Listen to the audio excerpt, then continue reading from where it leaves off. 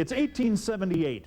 Imagine you're an apprentice blacksmith, just new to Priest Valley, as Vernon was known then. What does the future hold for you? Well, within 20 years, he was able to buy the largest mansion in Vernon. This used to have a third floor on it, 5,000 square feet.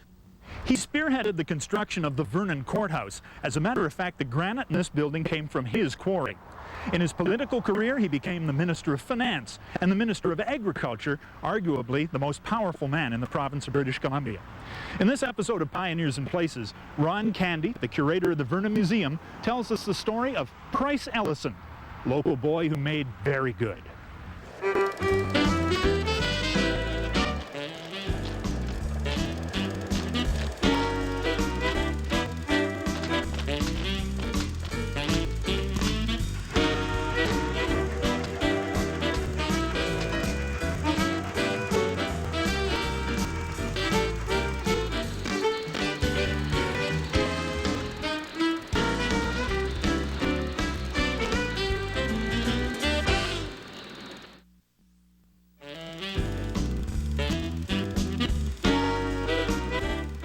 Welcome to Pioneers in Places. Mike Roberts with our storyteller for today, the curator of the Vernon Museum, Ron Candy. And the person that we've chosen to talk about today became probably one of the most powerful men in the province of British Columbia, 1910 to 1914.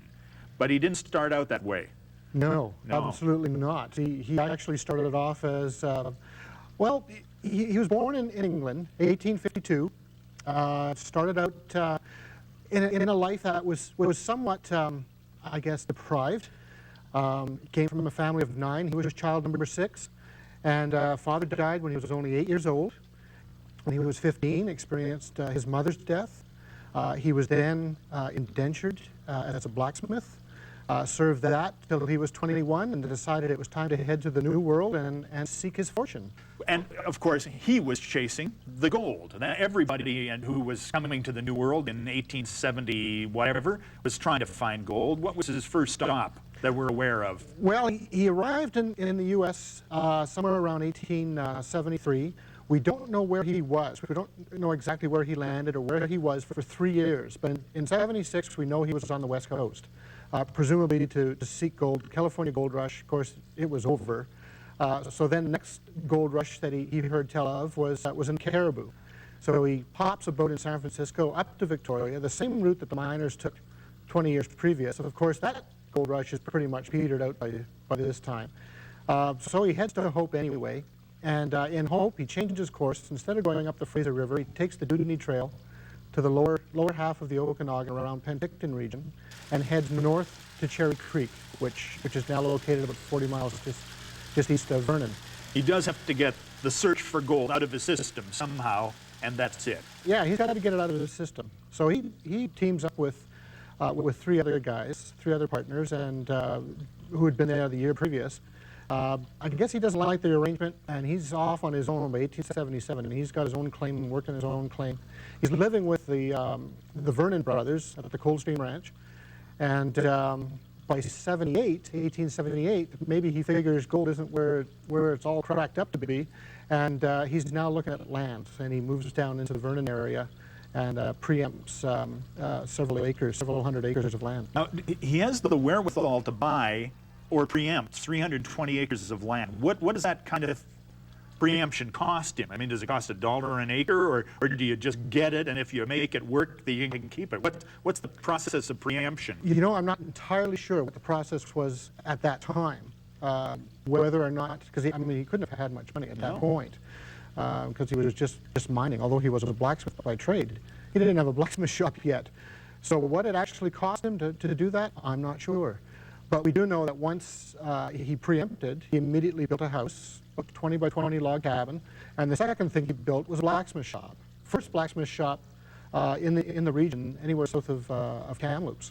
So that obviously became a trade of his. That's And right. he got his first cow after planting wheat, right? This is the one. Now, how did he get his first cow? From what we understand, he relates back, in 1929, he related back to some of the early stories, and he talks about having to grow wheat, grind the wheat in his neighbor's steel coffee mill, fills 50-pound bags and then trades those 50-pound bags for a cow. And that was the beginning of his cattle industry. It's not long after this that he meets the love of his life. He does. Sophie Ellison comes in, or pardon me, Sophie Johnson, she's not Ellison as yet. She comes in into town around 1884. Now, she's from Peoria, so I mean, she's not used to the wilds, as wild as this is. But she has an uncle who lives down in the Oregon area, and he is a bit of a fur trader. So he works up in the Okanagan area. She comes out with her cousin Emma to visit her uncle. They decide to come up to the Okanagan.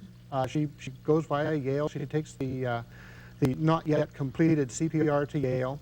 She took the train across from Peoria to Oregon, and then up the coast by boat, train to Yale, up the wagon road, and then down from Kamloops on horseback.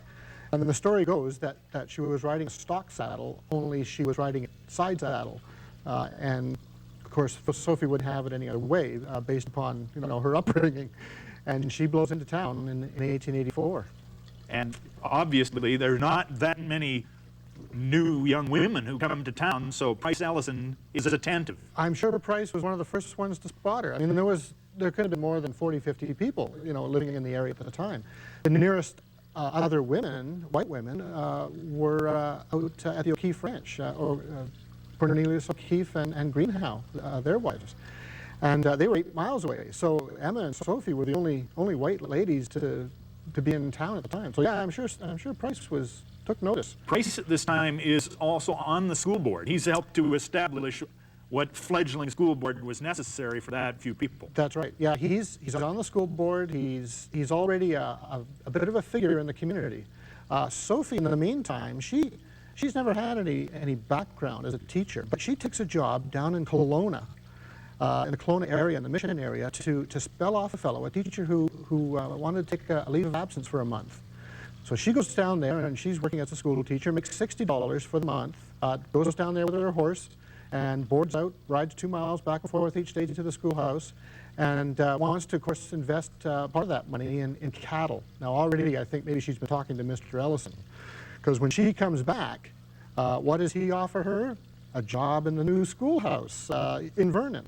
13 pupils. Have I got a job for you? And so she's hired as the teacher. Hired as a teacher with 1 month experience, good enough, and I think from that point on, the wooing begins. And how does he woo her? Well, I mean, he's a man of means. He has cattle. He gives her a pig. He gives her a pig. And a horse, just to make sure. What a romantic devil. And builds her a pen to boot. What is the response of Sophie to being given a pig and a horse and a pen? I think Sophie's thrilled with the gift and writes back home. And she's keeping in touch, with her mother and brother and sister-in-law back in Peoria. Letters go back and forth. And she writes back and talks about the pig, and this fine pig that Mr. Ellison, she's still referring to him as Mr. Ellison. There's no first name basis here yet. And Albert, her brother, writes back, quite disturbed first of all, disturbed that she was in the South, riding back and forth each day on horseback, and advises her not to engage in tempting man or beast. And now hears that this fellow who her sister-in-law has referred to as a possible rascal because of the gift of the pig. Now her brother is also concerned about Mr. Ellison's intentions. Mr. Ellison does propose, and he's got gold left over from Cherry Creek, so he goes out and has a ring made. And that is the ring. And this is the ring that Price had made for Sophie. He had it engraved December 1st, 1884, as the time of their marriage. But of course, there's a traveling Anglican minister. There isn't one in town. He's sort of on a circuit. He arrives a week late, so the wedding was December 7th, rather than December 1st, although it's still engraved December 1st. Isn't that great? Yeah. And then there we have them. There's the young Price Ellison and his young wife, Sophie Johnson Ellison, and they embark on their life in the Okanagan. We'll take a break here, but be back in just a moment to talk about the meteoric rise of Price Ellison right after these words.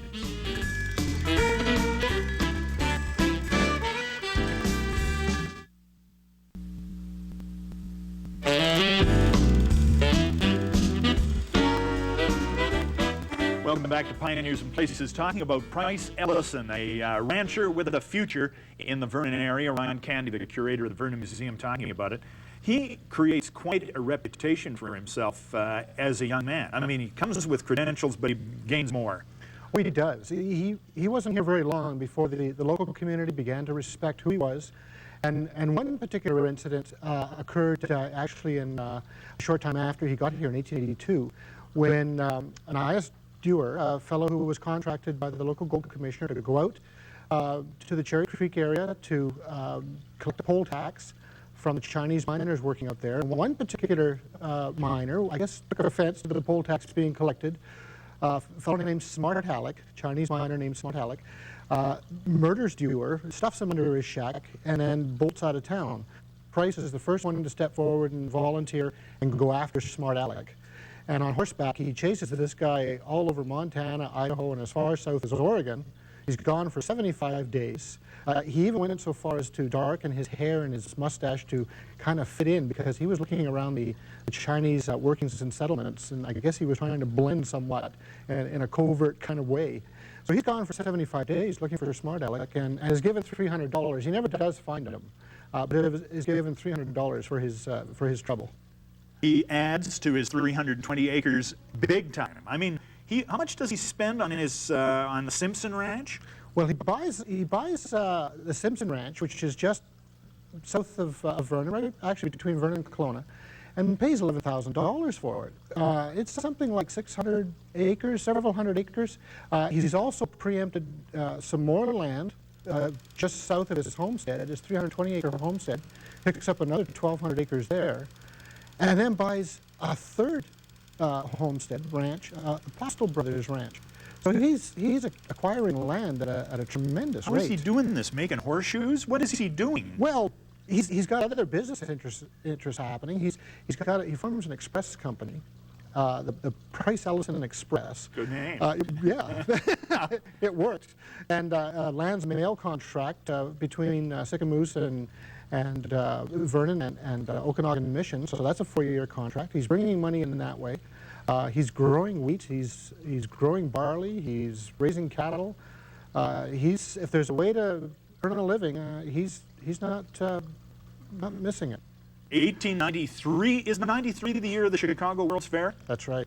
Yeah. Chicago World's Fair attracts the attention of one Bryce Ellison, and he heads back, and he comes home with this little device.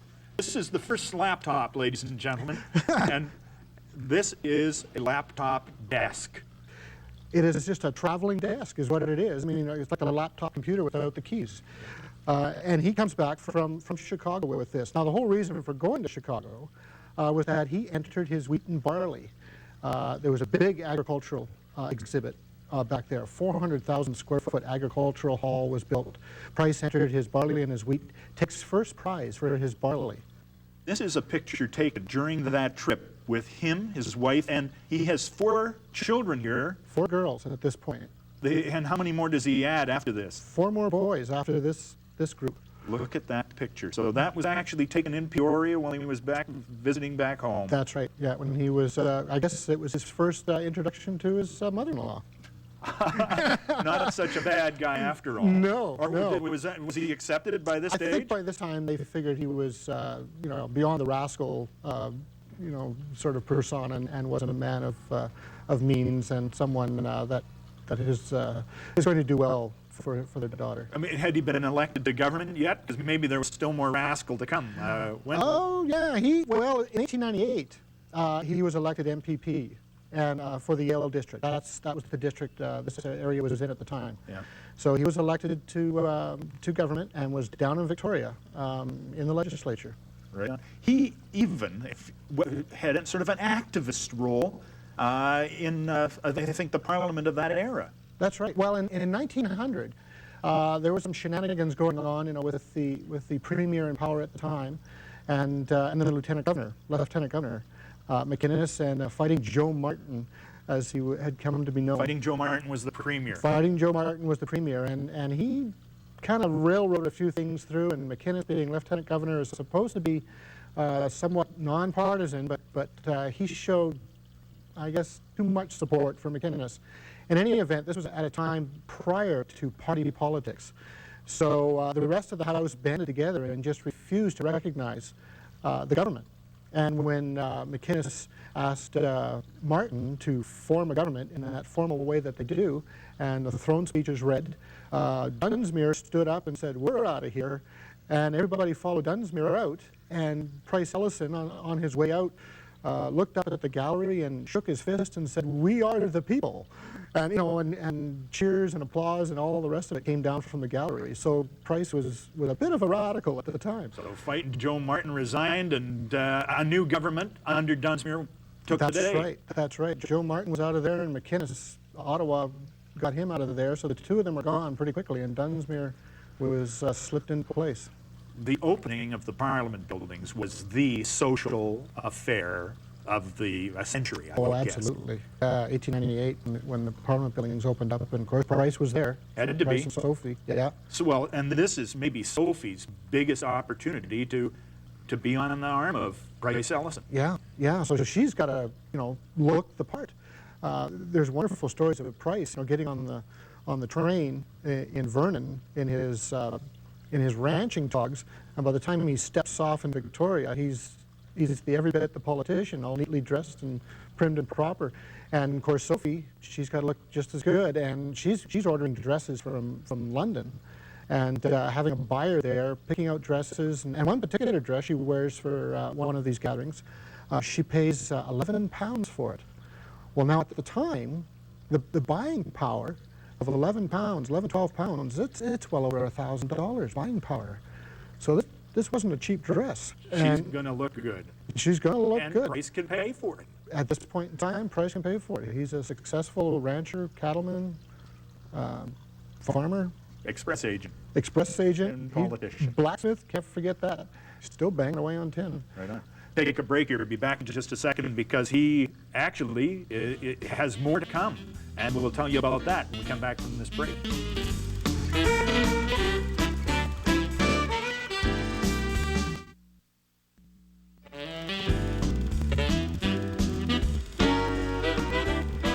Welcome back to Pioneers and Places. Ron Candy, the Vernon Museum's curator, talking about Price Ellison, who is just rising in meteoric fashion in the ranks of the government of the time. What offices does he hold?